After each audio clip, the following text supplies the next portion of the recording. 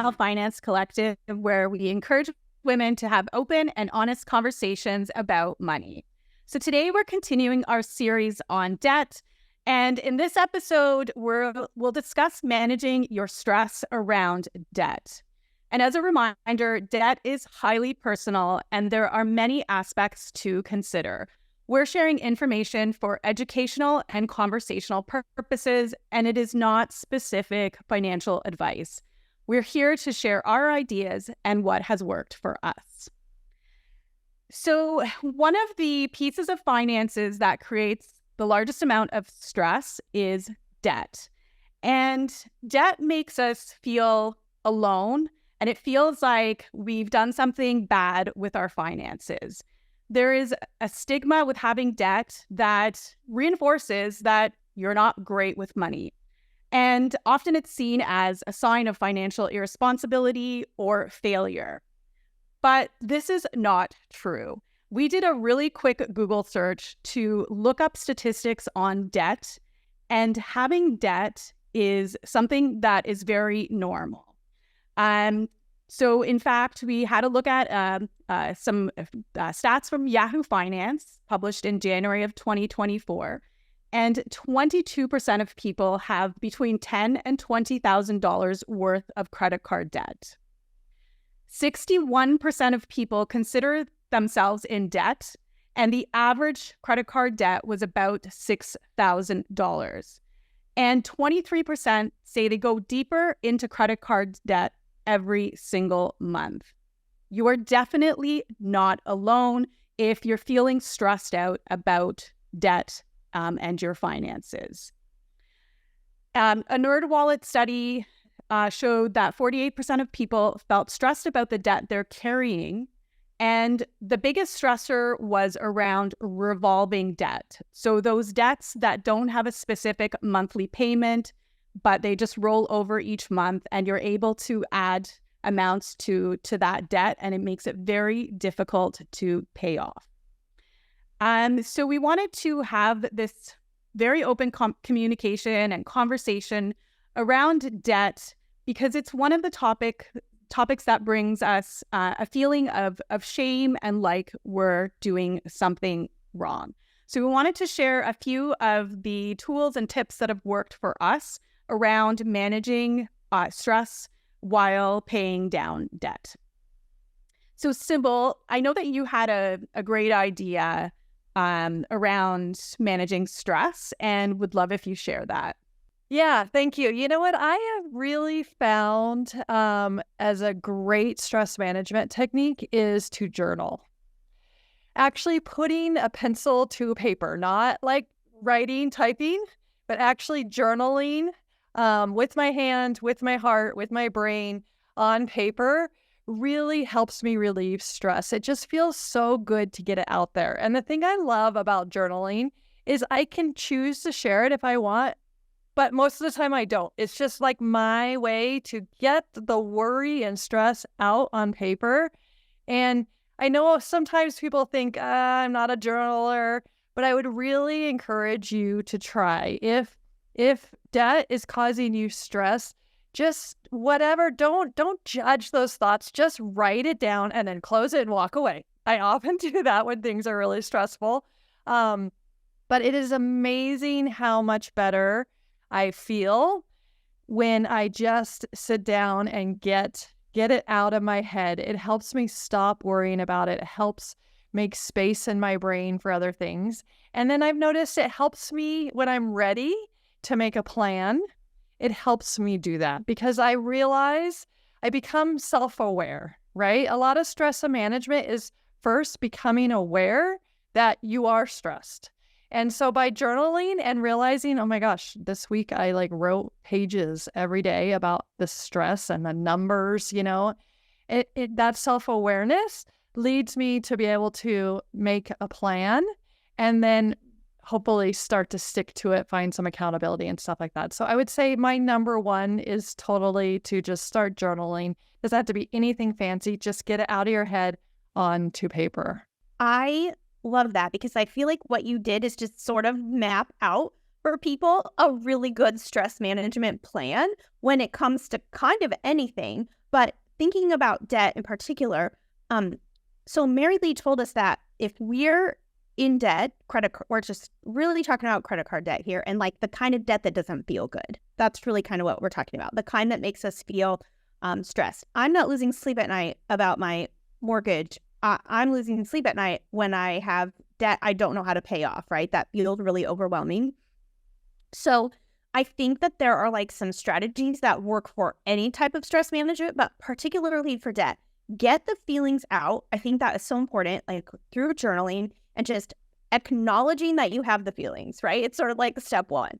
But then once you have that written down, that becomes easier then to talk about, right? Because I don't know about you, and maybe there's other people who are like this, but if I have stuff going on in my head, particularly stressful things, it's like this tornado of feelings and emotions and words, and it's like there. And if somebody asks me a question, it becomes very hard for me to clearly articulate exactly how I'm feeling. It kind of comes out all over the place. So if I start with that journaling piece, it's easier for me to like look down and pull out the key pieces, which then becomes easier to share with somebody. And we just learned, Mary Lee just told us, we are not alone. So if you are someone who's experiencing this overwhelming stress or frustration or whatever term works for you around debt, you are not alone. And taking these feelings and sharing them with someone else, I think, is another huge piece of the puzzle, because you don't have to try to figure out this problem and come up with your solution on your own. It's okay to share them with someone else and get help and input and just kind of talk through your next steps. And you know what? When you start sharing, you realize those numbers are true. My next door neighbor, my best friend, they're also in debt, but keeping it to themselves.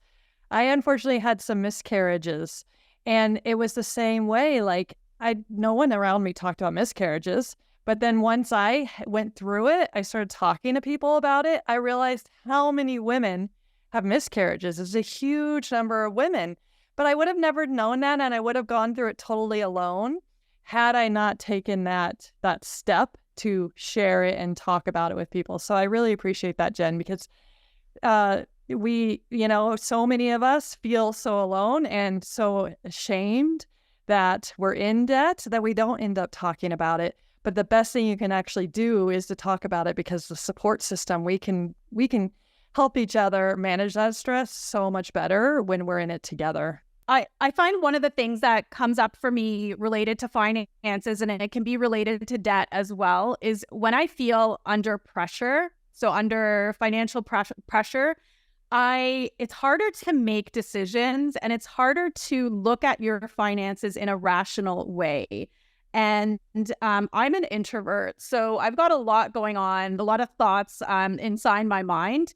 And getting them out on paper and sometimes looking at the numbers, your debt can feel like a huge amount, but sometimes it's not a large amount. It's just you've lost track of what exactly it looks like. And getting things on paper, getting some of your thoughts out of your mind, especially if you have a partner, a spouse, kids that you need to have these money conversations with. It's helpful to get your key points written down, because as Jen said, in the moment, I can have so many thoughts about things going, that I'm worried about, and I just can't articulate them in the moment. So just having some notes and talking points is really helpful. And that can be helpful for meeting with financial professionals as well. So if you're going to speak with a person at the bank about your debt, if you're trying to find the information on, what your interest rate is, what the payment terms are, it's helpful to write down your questions, because in the moment, it's always difficult to come up with them. Yeah, and if you're already feeling overwhelmed and embarrassed and nervous about asking the questions, you will inevitably forget them in the moment. So having a plan when you go to have a conversation with, whether it's with like an accountability partner or a friend or a family member or a financial professional, having those things written down is so helpful and important. I know sometimes we would go to have like a conversation about something and I would start to feel like overwhelmed, like, oh, this is a lot of information. And then I'd leave and be like, and I forgot to ask my 700 questions.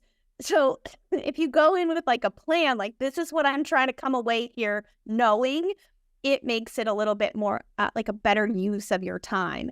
And then I think, kind of to piggyback on what you both said, once you've addressed like all the feelings and all the things that you have going on, that's when you can start to create a plan.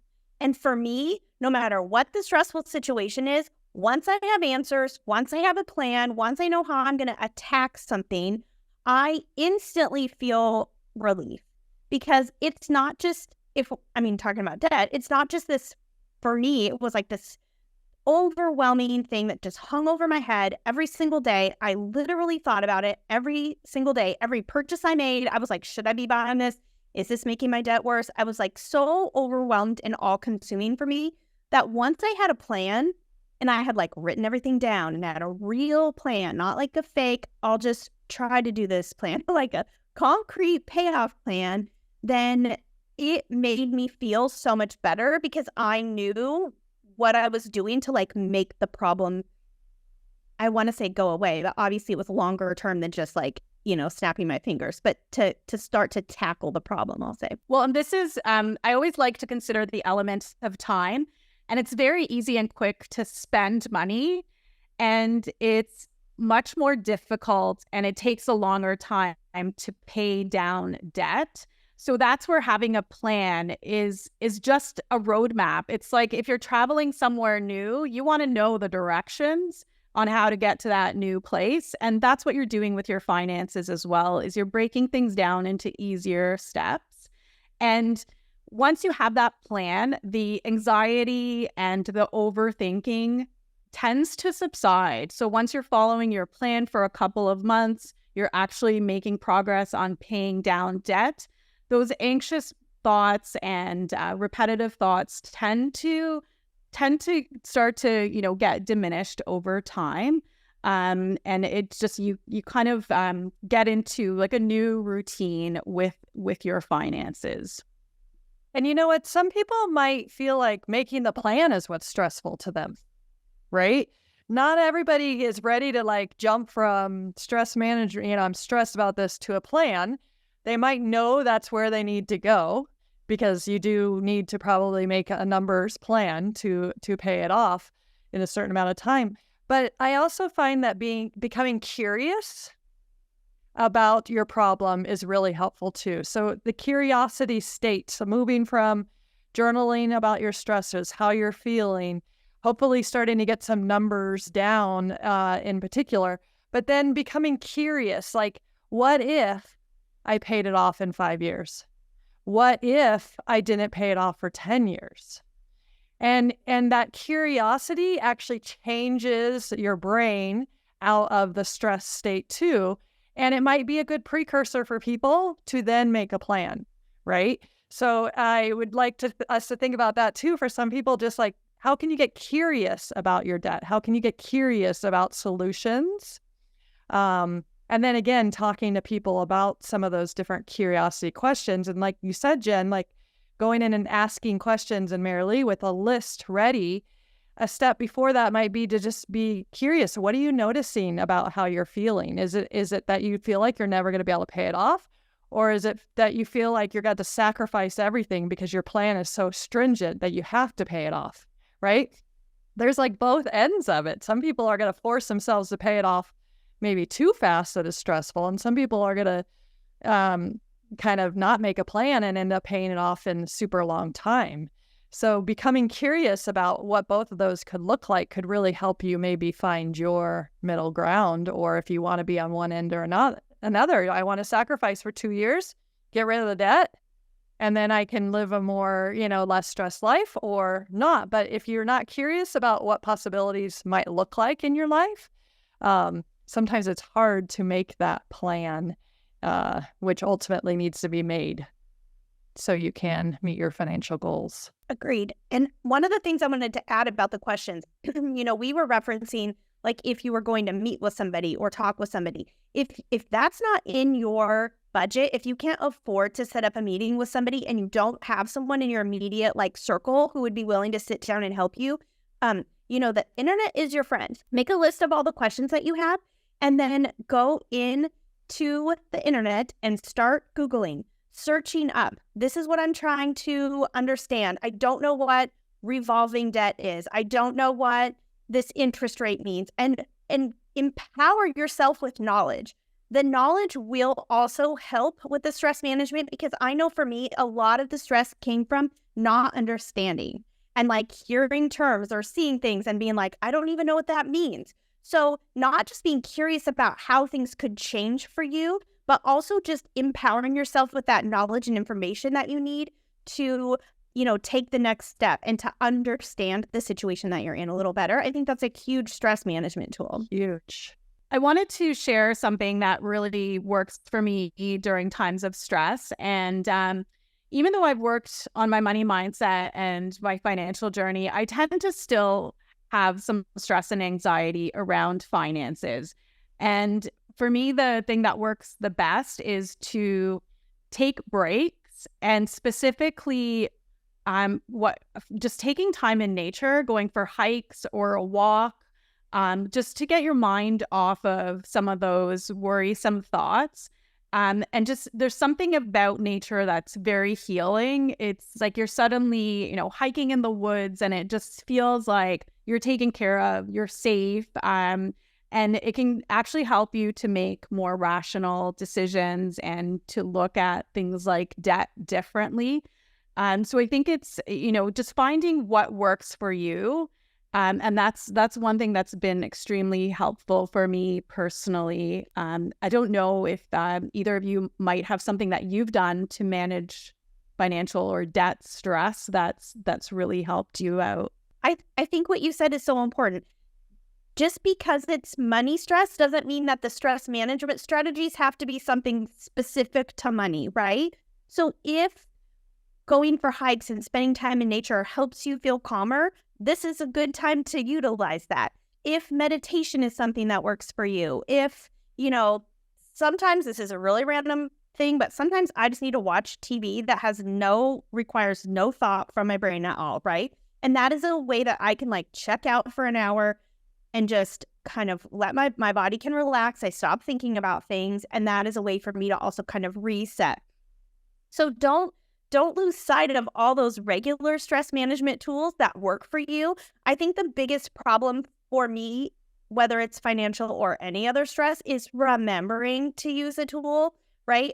I'm like, I can feel myself getting all worked up, and I'm like, oh, and then I'm like, Jen, you have 7 things that help you feel calmer, right? So use one of those tools. And I think that's also a big message from us here is stress management, whether it's for money or something else, requires us to remember the mindset that we're in and pull a tool from our toolbox and use it to help us kind of manage those feelings. You're absolutely right. I find the exact same thing. That's why I practice meditation every day. But when I'm in high stress, meditation is hard.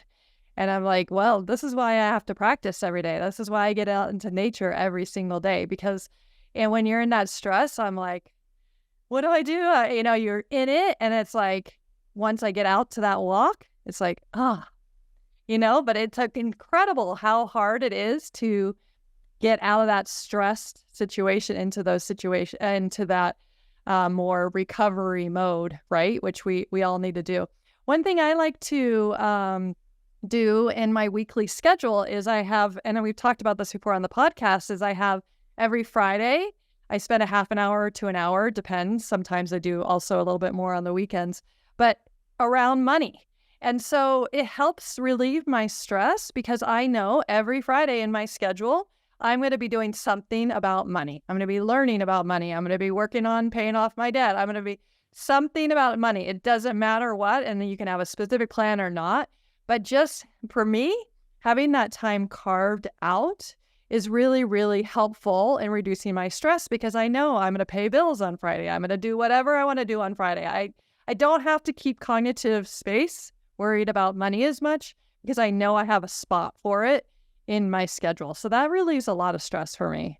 I really like that, Sybil. And when Jen was mentioning kind of looking at your toolkit of things that you can use to help reduce stress, I have this tactic where I have a list, I have a note on my phone, and I have a list of things I can do instead of spending money. But that can also be applied to things you can do instead of worrying about money or, stressing about money. And it's just really listing out those things that calm you or get you focused on something else. And it's, because in the moment we don't remember, and it's just having like that handy list of, oh, I can watch a movie, or I can, organize a closet, whatever it is that kind of takes your brain off of money stress. It's just, a great thing to have handy. I work with a lot of clients, and debt is probably the thing that people feel the most shame over. It's decisions they've made in the past that they're still, that are still impacting them financially today. So it can be really filled with a lot of like fear of judgment, where you think that everyone else is doing better than you are. Your neighbors, your friends, they all have an easier time financially. And often that isn't true. And one of the best ways to kind of get support when you're feeling that way is to have a mentor. So that could be someone that has personally paid off, their own debt and is just a little further along on the journey than you are. And that person can be really helpful in just having regular connections, whether that's by phone or a quick coffee meetup, just to talk about different strategies and to keep you on track, because we are more likely to meet our goals if we're speaking to someone about it. So that can be that very informal arrangement. And otherwise, you can do a more formal arrangement and actually hire someone that is your accountability partner, that is checking up on you, that is helping you to track your debt payment progress, and keeping you on track with the goals that you've set. So I wanted to share that as being something that's really helpful, because often paying off debt is a long journey, and it's made easier when you have support and someone to talk to, especially as roadblocks happen, which in life they tend to. And, there is so much shame surrounding debt. People feel shame. People feel overwhelmed. People feel bad about themselves. And we don't want you to feel that way. And we hope that our message isn't, if you have this debt, you should feel stressed. You should feel ashamed. What we're trying to do is say, hey, we know that these are really common feelings and emotions associated with debt. We don't want you to feel that way. And here are some strategies to help. I think Marilee's strategy of having like a mentor or a partner is so helpful when it comes to shame, because they can kind of talk us into reality, right? Like, it is okay. Where you are is okay. And you're going to be okay when you come out on the other side of this. And I think that that's super, it's really powerful and also really important for us to have that. I also found, for me, I even just did it the other day, and I was by myself, and I like did a little cheer for myself, because I was like, yes. I found that I have a little money mantra, and I just say to myself, is that a want or a need? Because I know that sometimes giving into like temptation spending or impulse spending when I don't really need to buy something can then make me feel bad about myself afterward. Even if it's something I can afford, I'm like, I didn't need to buy that, right? So I just try to ask myself, is that a want or a need? And then if I can walk away from that want or choose not to purchase it, I'm like, yes, I did a good job. I talked myself through that. I didn't spend money I didn't need to. And I think the more successes we have, the better we start to feel about ourselves. And that is true for anything, right? Whether we're starting to exercise more or make healthy eating choices, the more success we experience, the more good choices we make, the better we feel. So I also find making good financial decisions starts to build that confidence, which is also a good way to kind of keep that financial stress lower. You know what else I found that you just made me think of, Jen, as powerful is around spending and impulse spending, and just bringing things into your home, right? Whether it's clothing or furniture or new bedspread or new plates, whatever it might be, is to actually do a cleaning. Like spring cleaning is a great time to do it, but periodically, at least once a year, to minimalize, to kind of what did I not need? What do I not use? You know, some people put their clothes all inside out on hangers. And then every so often, if it's still inside out, that means you didn't wear it, right? And then you can donate those things that you minimalize or don't realize that you don't need, or you could sell them to make a little bit more money to pay off that debt, right? So my daughter just did this with her clothes. She's a 17-year-old. You can imagine her closet.